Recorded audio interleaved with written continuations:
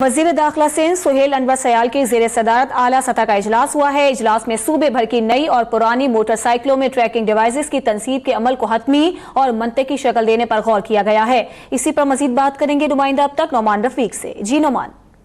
اعلیٰ سطحی اجلاس اب سے کچھ دیر قبل منعقد ہوا۔ اس اجلاس کے اندر کم و بیش 3 سیکٹریز اور سی پی ایل سی کے چیف، موٹر سائیکل مینوفیکچر ایسوسی ایشن کے لوگ اور ٹریکنگ ڈیوائس جو کمپنی ہے ان کے نمائندگان نے اس اجلاس کے اندر شرکت کی ہے۔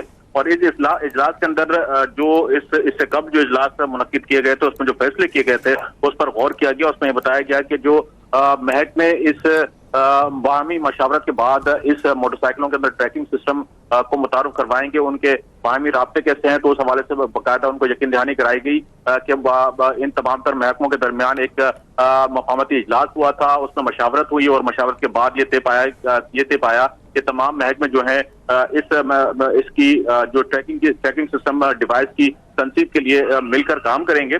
دوسری طرف وزیر داخلہ کی جانب سے یہ واضح طور پر کہا گیا ہے کہ اس میں کسی بھی قسم کی تاخیر جو ہے وہ برداشت نہیں کی جائے گی۔ اور دوسری طرف یہ بھی بتایا گیا ہے کہ یہ بھی طے کیا گیا تھا کہ موٹر سائیکل کے اندر آگے اور پیچھے جو ہے وہ نمبر پلیٹ آویزاں کی جائے گی۔ تو اس حوالے سے محکمہ ایکسائز کے جو سیکٹری ہیں ان کی جانب سے باقاعدہ مکمل بریفنگ دی گئی۔ انہوں نے کہا کہ اس کا ایک اجلاس جو ہے بلایا جائے گا، اس کے بعد ایک پمفلیٹ جو ہے وہ تیار کیا جائے گا اور پمفلیٹ تیار کرنے کے بعد شہر کے اندر تقسیم کیا جائے گا تاکہ لوگوں کو یہ علم ہو سکے کہ یہ باقاعدہ ایک قانون سازی ہونے جا رہی ہے اور اس سے اجتناب کیا جائے۔